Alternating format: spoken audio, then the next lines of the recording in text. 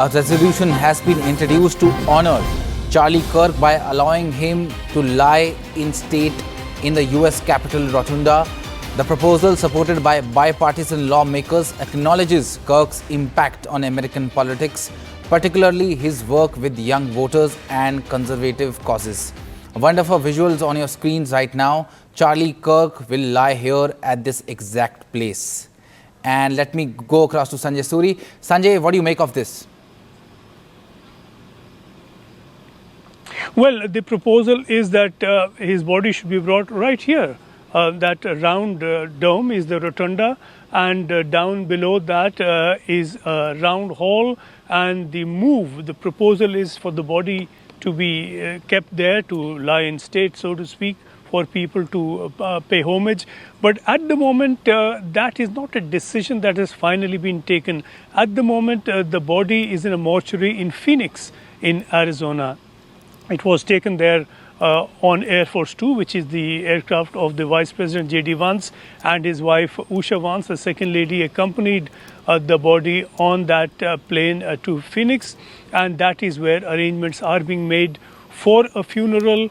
If ahead of a funeral, the body is to be brought here, that is something at the moment, that is a proposal, but we don't have a final call on that yet. Sanjay, walk us through this place. Is this a resting place for many great leaders of the US? Well, not exactly. This is the US Congress, and the US Congress has two houses. There is the House of Representatives, and then there is the Senate, the lower house and the upper house, roughly corresponding to the Lok Sabha and the Rajya Sabha, not entirely, of course, but they are both located here, and this is Capitol Hill, where they are both located. And of course, this is also where earlier today we had the Senate Foreign Affairs Committee meeting, where the ambassador designate to India, Sergio Gore, spoke very emphatically of building strong new ties with India, and describing India as a strategic partner, and saying that relations between US and India will define the 21st century. So all that happened right here as well. So this is the seat of the Congress here in the US, and it is between Congress here and the White House, where the president lives and works, that the US government is run. Sanjay, if you could also give us a background of Charlie Kirk, what his relationship was with Donald Trump, and what his work was on. If you could tell us that. You know, they're ideologically in the same camp.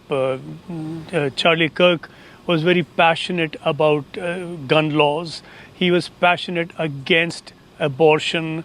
He was very opposed to what he called the fake liberal values of the Democrats and the progressives, and he was against the transgender movement. So all the kind of movements or the values that are held dear by a lobby or a group of people, loosely and perhaps not very respectfully in the US described as liberals. So he was very much opposed to all that, ideologically very much a right-winger, almost you might call an extreme right-winger.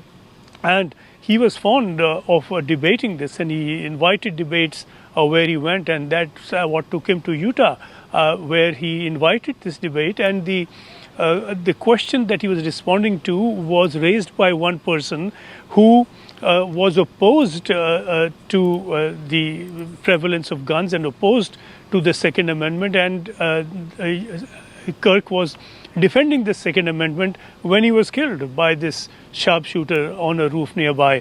So it is a very right-wing politics, a very hard Republican politics that he held dear. It is also the politics of Trump, the politics of J.D. Vance. So he was very much in that camp and was known to Trump, known to J.D. Vance. J.D. Vance had a long association with him that he has spoken very warmly of, and so has President Trump. And he was the youth voice of their politics. He was taking that politics and that message to the young in their language.